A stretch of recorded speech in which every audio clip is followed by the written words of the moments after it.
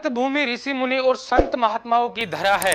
इस पावन भूमि पर बड़े बड़े साधु संत पैदा हुए हैं और उन्होंने अपने तप के बल पर लोगों को सच्चाई के रास्ते पर जीने की राह दिखाई है, जिन्होंने हमारे जीवन में और हमारे आने वाली पीढ़ी के लिए बहुत कुछ योगदान दिया, जिन्होंने हमें वेदों का संकलन और संपादन दिया, जिन्होंने हमें परमाणु सिद्धांत दिए, जिन्होंने हमें प्रेपाक्षर और मिसाइल प्रणाली दी, जिन्होंने हमें त्रिकोणमिति और व्याकरण का ज्ञान दिया, जिन्होंने हमें पर्यावरण संरक्षण और जीरो का ज्ञान दिया। ऐसे सभी ऋषि मुनियों को मैं प्रणाम करता हूं। नमस्कार, मैं सूरज शर्मा और आज के इस वीडियो में हम एक ऐसे महान तपस्वी ऋषि महर्षि गुरुदेव च्यवन ऋषि जी के बारे में बात करना चाहेंगे, जिन्होंने इस देश की भूमि पर बहुत बड़ा उपकार किया है। उनकी जुड़ी कहानी इस वीडियो में हम आपको दिखाएंगे, इसलिए आप सभी से निवेदन है कि इस वीडियो को अंत तक जरूर देखें।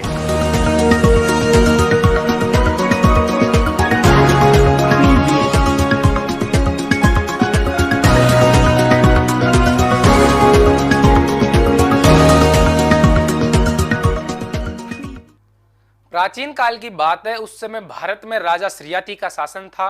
वे अत्यंत न्यायप्रिय, प्रजा सेवक एवं कुशल प्रशासक थे। सद्गुणों का व्यापक प्रभाव राजा के पुत्रों पर भी पड़ा।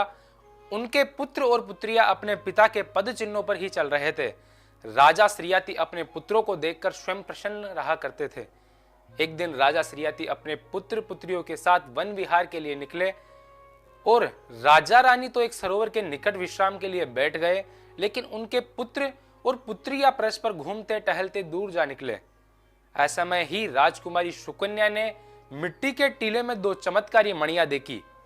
कौतूहल वह सुकन्या उस मणि के निकट आई और निकट आते ही उन्होंने देखा कि जो चमकती हुई वस्तु है वो उसे समझ नहीं पाई। जब उसने सूखी लकड़ी की सहायता से दोनों चमकदार मणियों को निकालने का यत्न किया, लेकिन मणि नहीं निकली, अपितु वहां से खून बहने लगा। मणि से खून टपकते देख माता सुकन्या और उनके भाई बहन घबरा गए। वे सभी अपने पिता के आसपास गए और पूरी बात बताई। उन्होंने महाराज जी को पूरी बात बताई। उसके बाद महाराज श्रीयाति ने अपनी पत्नी के साथ उस स्थान पर पहुंचे और देखते हुए दुखी मन से बोले, बेटी तुमने बड़ा पाप कर डाला। यह महर्षि च्यवन है जिनकी तुमने आंखें फोड़ डाली। यह सुनते ही माता सुकन्या रो पड़ी। उनका शरीर कांपने लगा और टूटते हुए स्वरों में उन्होंने कहा कि मेरी जानकारी में नहीं था कि यह महर्षि च्यवन बैठे हुए हैं। मैंने बड़ा अनर्थ कर डाला। यह कहकर वह फिर से फूट फूट कर रो पड़ी। राजा श्रीयाति बोले, हाँ पुत्री, तुमसे बड़ा अपराध हो गया है। महर्षि च्यवन यहाँ पर तपस्या कर रहे थे। आंधी तूफान और वर्षा के कारण इनके चारों तरफ मिट्टी का टीला बन गया था। इसी कारण तुम्हारी दृष्टि का दोष हो गया। मात्र दो आंखें चमकती हुई दिखाई दी। अब क्या होगा? इतने में महर्षि च्यवन के कहर कराते हुए स्वर में सुनाई दिया, कातर स्वर सुकन्या माता को भी सुनाई दिया और बोले, मैं इस पाप का प्रायश्चित करके इस हानि की क्षतिपूर्ति करूंगी। पिता राजा श्रीयाति ने कहा, तुम्हारे प्रायश्चित से ऋषि की आंखें तो वापस नहीं आएगी। माता सुकन्या बोली कि मैं इनकी आंखें बनूंगी, मतलब इनकी पत्नी बनूंगी। इस बात को सुनकर राजा श्रीयाति बोले, ये क्या कह रही हो बेटी? मैं उचित कह रही हूं पिताजी, ऋषि देव की आंखों की रोशनी बनूंगी। मैं मात्र भूल व क्षमा का बहाना बनाकर अपराध मुक्त नहीं होना चाहती। न्याय नीति के समान अधिकार को स्वीकार कर मैं चलने में ही मेरा और विश्व का कल्याण है। मैंने यही सब तो सीखा है। मैं च्यवन ऋषि से विवाह करूंगी और अपने जीवन पर्यंत उनकी आंख बनकर सेवा करूंगी। राजा श्रीयाति ने कहा, लेकिन बेटी यह तो अत्यंत जर्जर व कुष्ठकार्य शरीर के है और तू है ये युवा। कोई भी राजा यह नहीं चाहेगा कि अपनी बेटी की शादी किसी बूढ़े आदमी के साथ कर पाए। इसीलिए महाराज जी ने भी वही कहा। और इस पर फिर माता सुकन्या बोली कि पूज्य पिताजी, ये पात्रता और योग्यता का प्रश्न नहीं है। मुझे तो सहर्ष प्रायश्चित करना है। मैं इस कार्य को धर्म समझकर तपस्या के माध्यम से आनंद पूर्वक पूर्ण करके रहूंगी। मुझे अपना आशीर्वाद प्रदान कीजिए। बेटी सुकन्या की जिद के समक्ष राजा श्रीयाति की एक न चली। वे विवश थे, अतः विवाह की तैयारी में जुट गए और महर्षि च्यवन के साथ बेटी सुकन्या का पाणिग्रह संस्कार हुआ। सुकन्या के इस अद्भुत त्याग भावना को देखकर देवगण भी अत्यंत प्रसन्न हुए। सुकन्या की कम आयु को देखकर देवताओं ने महर्षि च्यवन को एक औषधि बताई। जिसे च्यवन ऋषि ने उपभोग किया और वे वापस युवा अवस्था में आ गए। उस औषधि का नाम बाद में च्यवनप्राश हुआ, जिसे आज भी आप और हम शक्ति, चेतना और स्वास्थ्य लाभ के लिए ग्रहण करते हैं। प्रायश्चित व सेवा भावना के कारण सुकन्या का नाम च्यवन ऋषि ने मंगला रख दिया। कई ग्रंथों में उनका नाम मंगला भी आता है, इसलिए मैंने यह नाम मंगला, जो ग्रंथों में और किसी एक अन्य लोगों की सहायता से और बड़े पूर्वजों की सहायता से नाम पढ़ने में आया है, और उन्होंने बाद में इनका नाम मंगला रख दिया। महर्षि च्यवन से जुड़ी एक कहानी बहुत ही रोचक है, जो आप सभी सुनते भी होंगे। सुकन्या बहुत पतिव्रता थी। वह च्यवन ऋषि की सेवा में दिन रात लगी रहती थी। एक दिन च्यवन ऋषि के आश्रम में देवों के वेद अश्विनी कुमार आते हैं। सुकन्या उचित प्रकार से उनका आदर सत्कार करती है एवं पूजन करती है। उसके इस आदर भाव से पतिव्रत से प्रसन्न अश्विनी कुमारों ने उन्हें आशीर्वाद प्रदान करते हुए बोला। वह च्यवन ऋषि को उनका यौवन व आंखों की ज्योति प्रदान करते हैं। आंखों की ज्योति और नव यौवन पाकर च्यवन मुनि बहुत प्रसन्न हुए। वह अश्विनी कुमारों को सोमपान का अधिकार दिलवाने का वचन देते हैं। ये सुनकर अश्विनी कुमार प्रसन्न होकर और उन दोनों को आशीर्वाद देकर वहां से चले जाते हैं। सरियाती जब च्यवन ऋषि के युवा हो जाने के बारे में सुनते हैं तो वे बड़े प्रसन्न होते हैं। वह उनसे मिलने जाते हैं। ऋषि च्यवन राजा से कहकर एक यज्ञ का आयोजन कराते हैं, जहां वह यज्ञ का कुछ भाग अश्विनी कुमारों को प्रदान करते हैं। तब देवराज इंद्र आपत्ति जताते हैं और अश्विनी कुमारों को यज्ञ का भाग देने के लिए मना करते हैं, परंतु महर्षि च्यवन ने इंद्र की बातों को अनसुना कर दिया था। इससे ऋषि के ऊपर इंद्र देवता क्रोधित होते हैं और उन पर वज्र का प्रहार करने लगते हैं, किंतु ऋषि च्यवन आपके तपोबल से वज्र को रोककर एक भयानक राक्षस उत्पन्न करते हैं। वह राक्षस इंद्र को मारने के लिए दौड़ता है।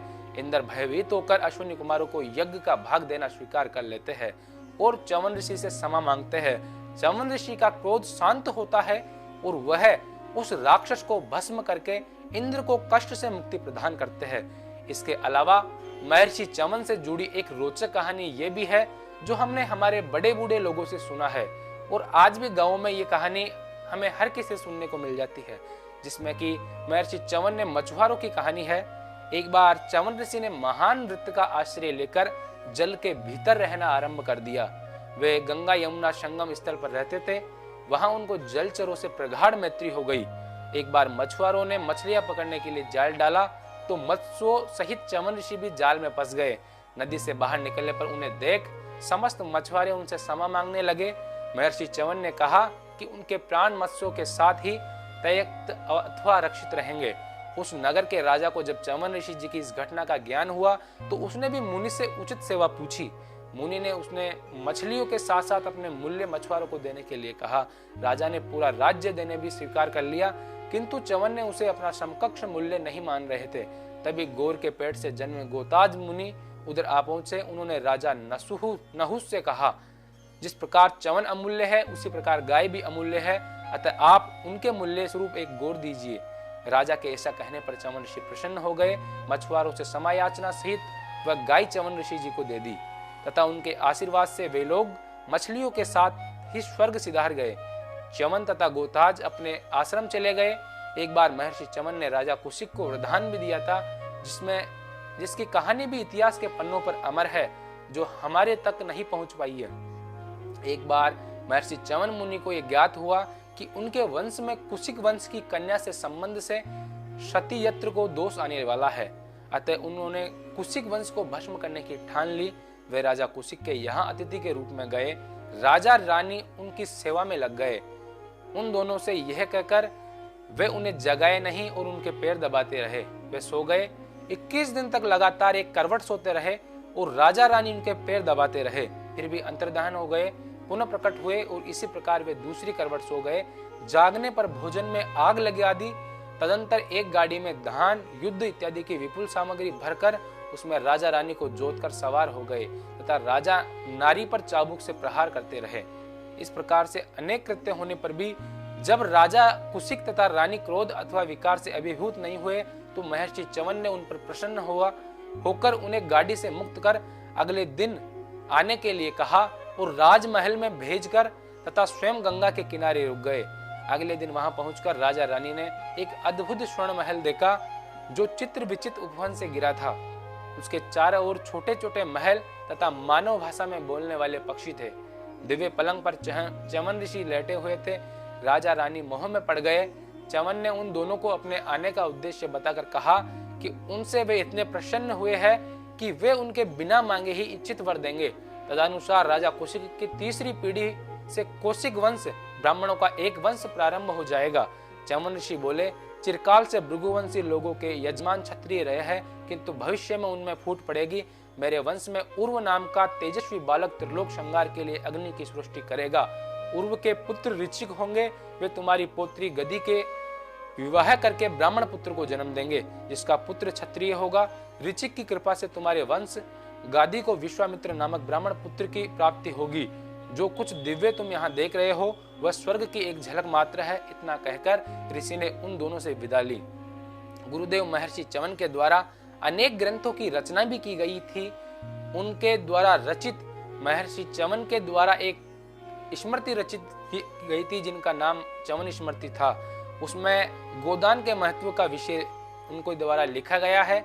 इसके साथ ही बुरे कार्यों से बचने का मार्ग एवं प्रायश्चित का विधान भी बताया गया है। भास्कर संहिता में इन्होंने सूर्य उपासना और दिव्य चिकित्सा प्रकृति या प्रणाली को समझाया है।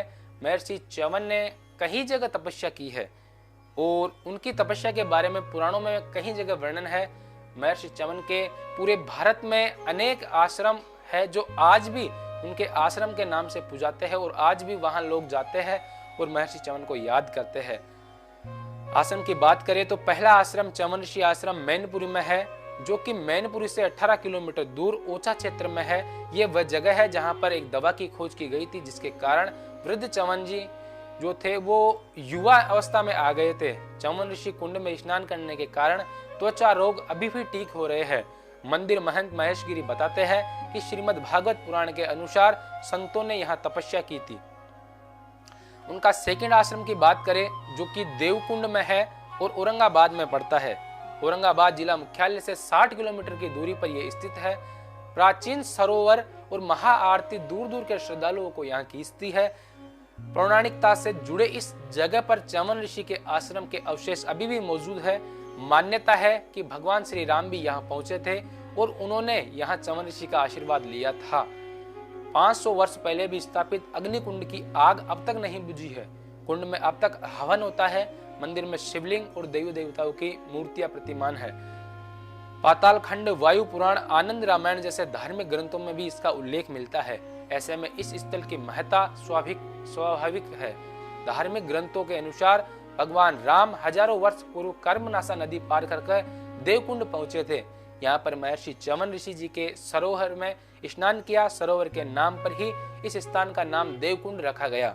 च्यवन ऋषि ने सप्त नदियों एवं सिंधु को जल को मिलाकर इस सरोवर का निर्माण किया है और पुनः एवं मदार नदी के संगम पर होने के कारण ये पवित्र तीर्थ स्थल है। भगवान राम ने यहाँ शिवलिंग की भी स्थापना की थी। ये शिवलिंग बाबा दुधेश्वर नाथ के नाम से जाना जाता है और पूरे राज्य में प्रसिद्ध है।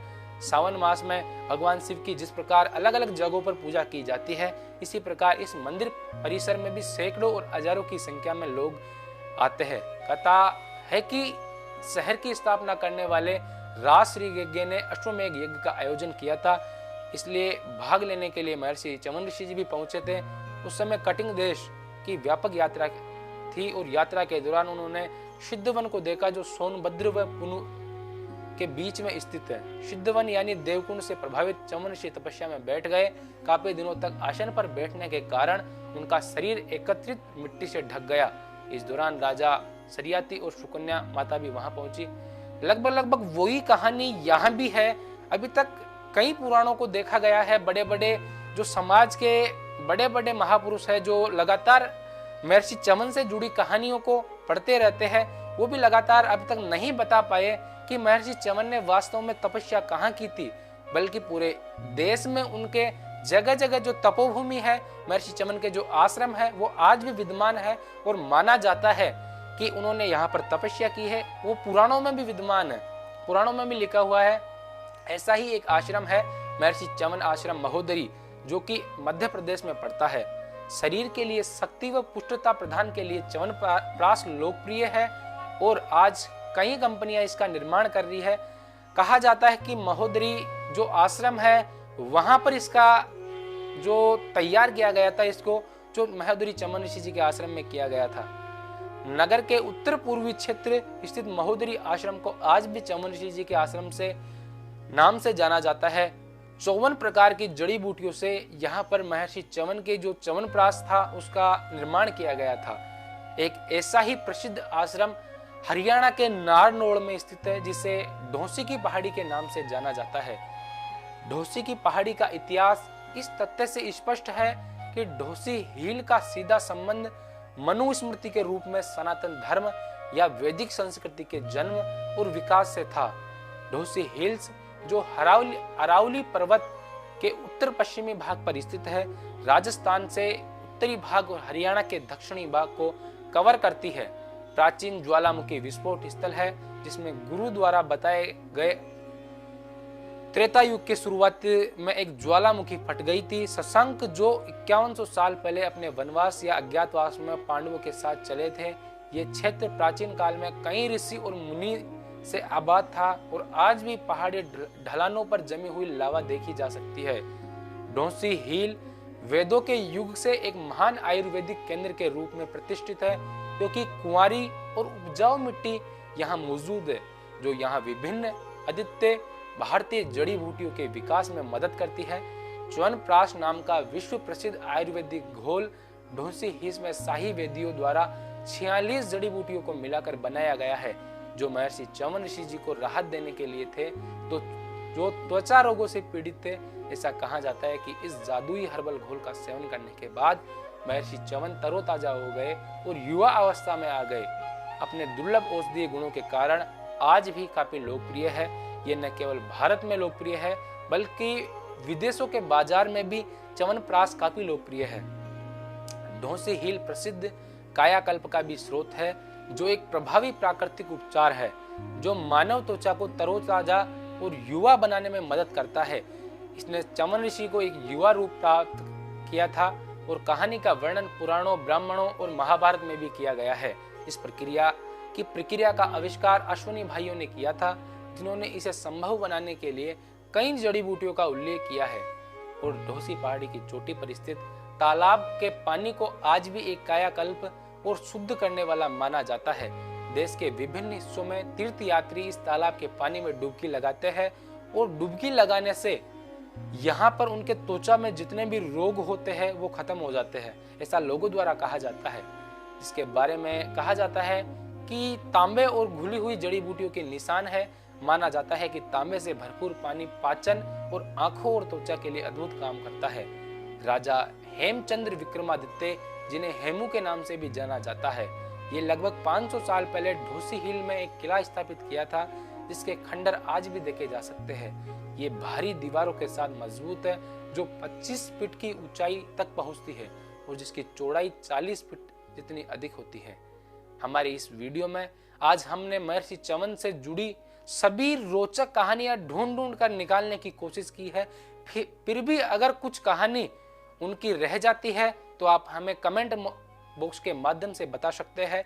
और आज का ये वीडियो आपको कैसा लगा, आपके लिए ज्ञानवर्धक रहा तो आपके अपने दोस्तों तक अधिक से अधिक संख्या में शेयर करें। आपको अगर ये वीडियो अच्छा लगा तो लाइक करें, कमेंट करें। धन्यवाद।